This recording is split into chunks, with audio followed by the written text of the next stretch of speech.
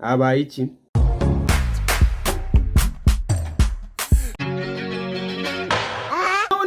Abanyarwandakazi nongeye gutangira mbasuhuza n'abayikaze muri Habaye cyacu uyu munsi. Sasa Habaye cyacu uyu munsi dufite story nyinshi byatari. Mu gutangira dufite stories z'ikibuno, dufite stories of course ariko ni ikibuno. Dufite stories za Yolo the Queen yeje ubundi yapostinze ari amafoto mwarabibonye.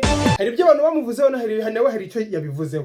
Hanyuma nyuma y'izo story tukagira stories za couple ya mbere muri kino gihugu twavuga yuko imeze neza, wowe urabivuga hiki. Hanyuma tukanagira story kose uno muswara gufungura stade byari ibintu byiza byatari. Ndashaka kuvuga kuri no match yo muri Scotland. Igice cya mbere cyarangiye abafana bahita bitahira.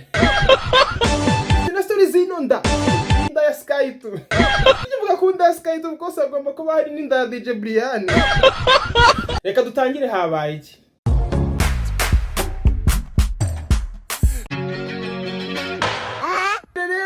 Twari gufungura stade byari ibintu byiza byatari, abantu mwese mwagiye mwabonye ukuntu byari byiza. Penero Sport byacakiranye n'umukino wa mbere wa gicuti byari bikinye kuva byabaho.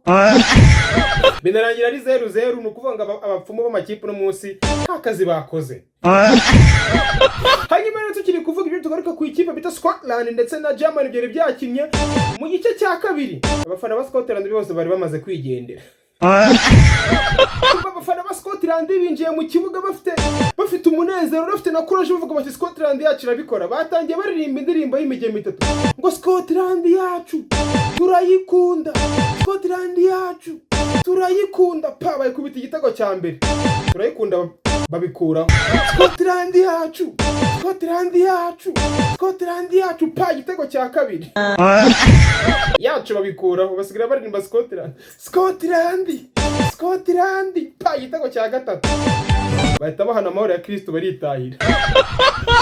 Mu gice cya mbere bro habaye iki?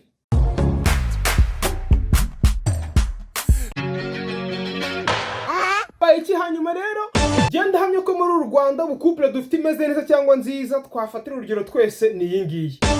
Nimba ubihakana vuga iyawe. Ubwo ugiye kuvuga ngo niwe na sheri wawe. Nta nubwo uzi nimero za telefone za sheri wawe mu mutwe. Ariko amakupure ibisa sigaye ateye ubwoba. Ujya gusanga amakupure bamaranye kimwe cya kabiri cy'umwaka, ugasanga nta nubwo umukobwa mukundana azi ni wanyu ahantu aziri mukavuma muhuriramo gusa.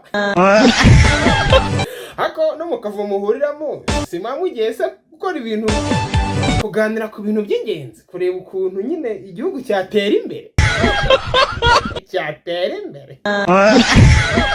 Habaye iki?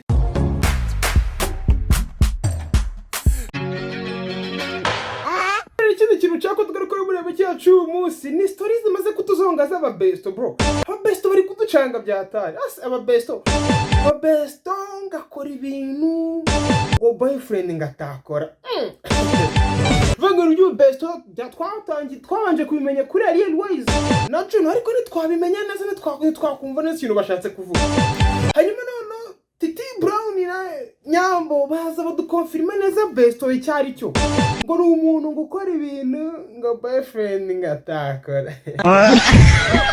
Iyo urakaye ujya kureba besto, wagira ubukene ukajya kureba besto, wagira ibibazo by'umubiri ukajya kureba besto.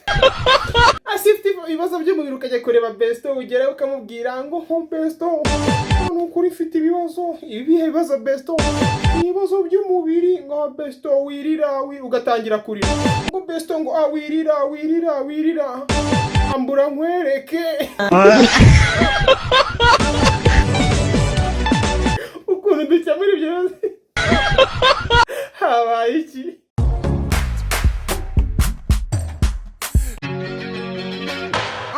Ikindi kintu nshaka tugaragaho muri Habaye cyacu uyu munsi, tugaruka kuri story y'iyinda. Uyu mutipa twise mwanyaki.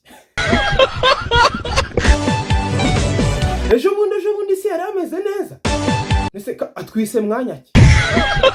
Amafaranga ni meza.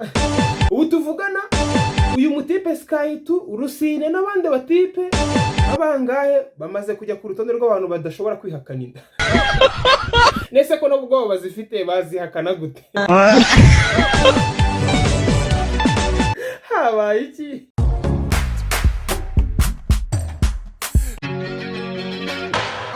Hanyuma ikindi kintu cyako tuvugaho hari ikibuno ejo bundi nabe amina akuntu umuntu nose si ikibuno hari amafoto ejo bundi yari dukunda ariko gupostinga ngira ngo muramuzi yuko rumwe Queen of the Nyash dufite hano mu Rwanda rwose hari amafoto ya postinze y'ikibuno nyuma sinzi comment abantu bateyeho biramubabaza aza kusa n'aya defanda muri uburyo avuga ati postinga amafaranga ariko ntibivuze yuko ayo mafaranga muyafite mugapostinga imbunda ntabwo bivuze ko mugiye kurasa ari gupostinga ikibuno ntabwo bivuze yuko buri muntu wese yemerewe kugihitira urangiye gupostinga nambaye 1/2 cy'umubiri wanjye ubusa ntabwo bivuze yuko buri muntu wese yemerewe kumpi